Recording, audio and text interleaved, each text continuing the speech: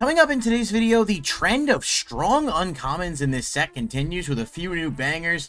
There's a new devouring creature that is made of sugar but definitely doesn't look sweet. And there are more reprints on the horizon for the Enchanting Tales.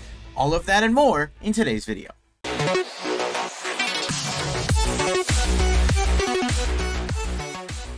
Thanks everyone for being here. Welcome back to the video. Welcome back to the channel. If you guys do enjoy, please hit that like button and subscribe to the channel. And of course, if you want to be notified when new videos are posted, you can click the bell icon for those notifications.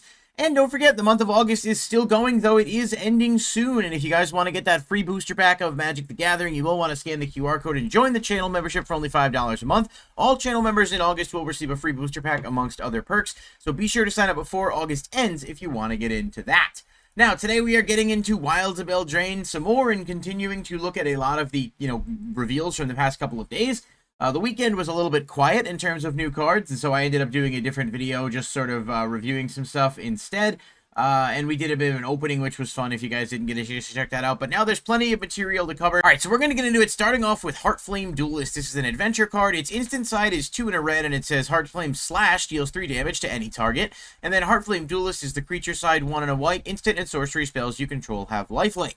This is a really cool card. I kind of wish it was a legendary because it'd be a fun commander, but it might be too abusable just because it's low cost and you could sort of build a lot of broken stuff around it with the ability to deal damage quickly. Still, it seems like a pretty cool card. I do think having the ability to deal damage, in standard is going to be interesting. It does cost more than, say, Lightning Strike, which is also standard legal, but it's also, got a lot more going for it than just being that. So, you might be able to argue in favor of it in certain things, but it does seem like a pretty cool card that has a lot of useful application for sure. Solitary Sanctuary is 2 and a white enchantment. When it enters the battlefield, tap target creature an opponent controls and put a stun counter on it. If a permanent with a stun counter would become untapped, remove a counter from it instead. Whenever you tap an untapped creature an opponent controls, put a +1/+1 counter on target creature you control. It's a pretty good uncommon. Definitely really good in a draft environment. Obviously, with this set having a lot of cards that tap and reutilize stun counters, but just in general, I mean, being able to build around this, play around this, and get benefits from tapping stuff in addition to just tapping it is going to be pretty solid. And white obviously loves +1/+1 counters and enchantments. There might be a place for this, especially in decks that are really enchantment focused strategies. Yenna, Red Tooth Regent, is 2 green-white legendary creature, Elf Noble. You pay 2 and tap. Choose target enchantment you control that doesn't have the same name as another permanent you currently control. Create a token that's a copy of it, except it isn't legendary. If the token is an aura, untap Yenna, Red Tooth Regent, then scry 2. This is kind of cool. It's basically able to copy your enchantments, and it does sort of allow you to bypass the legendary restriction for some legendary enchantments, which is definitely good. I could actually see this being a somewhat fun commander, being that it's, white, green are the 2 best colors for enchantments, and there's definitely some strategies and combos that you could cook up by being able to duplicate stuff. I don't know exactly where this fits in standard just yet, but I'm sure that there's still some cards, especially with a lot of the enchantment stuff from Kamigawa still legal, that might be able to make use of this in that format too. A Tale for the Ages, 1 and a white enchantment, pretty basic, but it says enchanted creatures you control get +2/+2. I actually think this card's decent. Being able to make all the roll tokens and stuff definitely makes it feel strong, at least on the surface, and buffing your creatures up. Obviously, the first thing that came to mind was Flowering of the White Tree, which is a really good card, but obviously that's not standard legal. It's a modern-only card, but which also means it's not going to be legal in Pioneer and stuff. But this is a decent card to buff creatures, and obviously, especially if you're utilizing those, roll token mechanics from this set, it's not bad at all. Paladin Shieldhair is a adventure. The green is a sorcery. Target creature you control gets vigilance and +X/+X until end of turn, where X is the number of creatures you control. And then the other side is 1 and a white. Creature tokens you control get +1/+1. I like this card a lot across the board. It fits really well with different strategies, and obviously token spam decks really like these colors. So being able to buff something and give it vigilance while also then bringing this out and just kind of having it all come together nicely for low mana investment is pretty good. I think this card's definitely worth a look and definitely a nice way to buff your creature tokens. Decks like Rin and Seri come to mind, and even Shatterfang, where you can buff up your tokens, and again, it's just a low cost investment.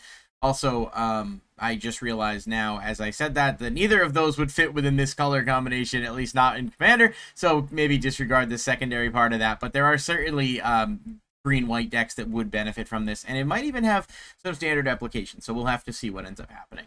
Restless Bivouac. Bivok? I don't know. I mispronounced that terribly. I can already tell. This is the next tap land. It enters battlefield tapped, add white or red. You pay 1 red, white, Restless. Bivak becomes a 2/2 red and white ox creature until end of turn. It's still a land. Whenever it attacks, put a +1/+1 counter on target creature you control. One of the weaker ones for sure. I think none of the tap lands are super impressive, but I think a couple of them are actually decent. I said that about Restless Cottage. I think Restless Cottage is pretty good, at least maybe in Standard. This is pretty uninspiring, although it does have cool artwork. I'm not thinking this is going to be anything more than pack filler, or a good budget dual land if you're starting to build something in Commander and perhaps don't have all the colored lands you need yet. Up the Beanstalk is an uncommon enchantment. It is 1 and a green, and it says, when Up the Beanstalk enters the battlefield, and whenever you cast a spell with mana value 5 or greater, draw a card.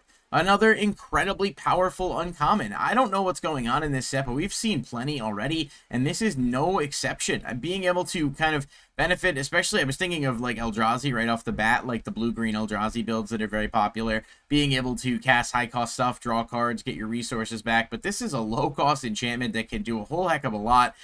This is really, really good, and I don't know, I'm surprised it's not a rare, but I'm not complaining. I think they've put a lot of good uncommons into this set. We've already seen a couple, and it looks like that trend is continuing with this one. Devouring Sugar Maw.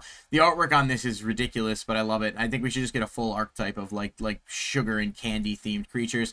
This is a black-white. It is an adventure. It is 2 black-black for its creature side. Menace, trample. At the beginning of your upkeep, you may sacrifice an artifact, enchantment, or token. If you don't, tap Devouring Sugar Maw. And it is a 6/6, which is pretty powerful. This can actually run over shouldered. Well, not run over shoulder, but at least take out shoulder. Obviously, with Death Touch, it's not that straightforward, but Menace and Trample means this can put a lot of pressure on the opponent, especially in Standard. And its instant side says 1 and a white, create a 1/1 human creature token and a food token. Of course, nice to be able to do that so you have stuff to sacrifice going forward.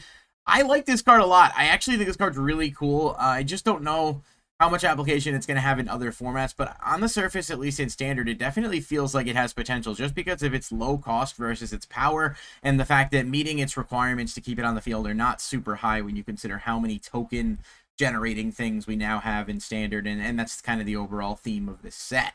Sentinel of Lost Lore, 1 green creature, Elf Knight. When it enters battlefield, choose 1 or more. Return target card you own in exile that has adventure to your hand. Put target card you don't own in exile that has adventure on the bottom of its owner's library, or exile target player's graveyard. It's very rare that we get cards that actually interact with the exile zone unless it's like a card that can cast itself from exile, so this is certainly neat. Being able to get back some of your adventure stuff and reuse its, good sides is not bad.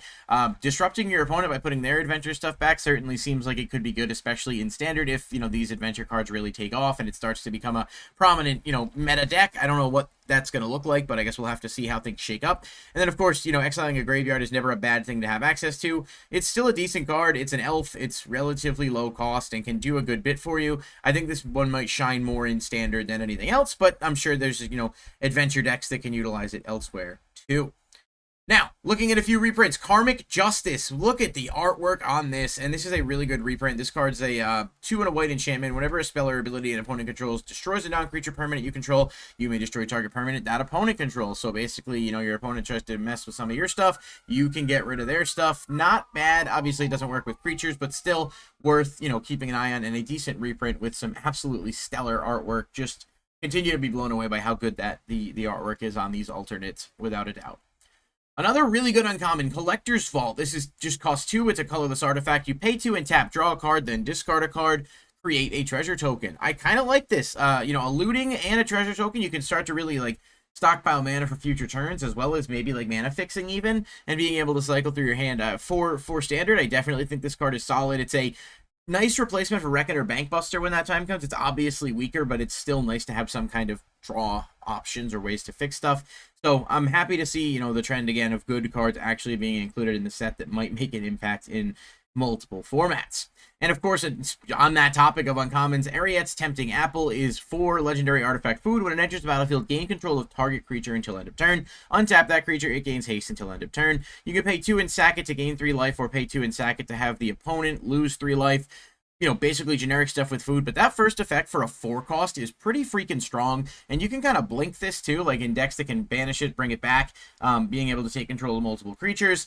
This card is one that I'm actually, like, genuinely surprised wasn't higher rarity, because it feels like it might have deserved that slot. But again, not complaining here. This is a really strong card, and it just thematically fits kind of with Ariat as one of the centerpieces of the set. Everything involving her design-wise, in my opinion, has been really cool, so I'm happy to see that trend continue. What do you guys think of this card? Because to me, it feels really, really strong, and it feels like it has a lot of potential, and it only costs 4, so it's not like it's impossibly hard to get that out, and it can easily, you know, kind of change the game in your favor.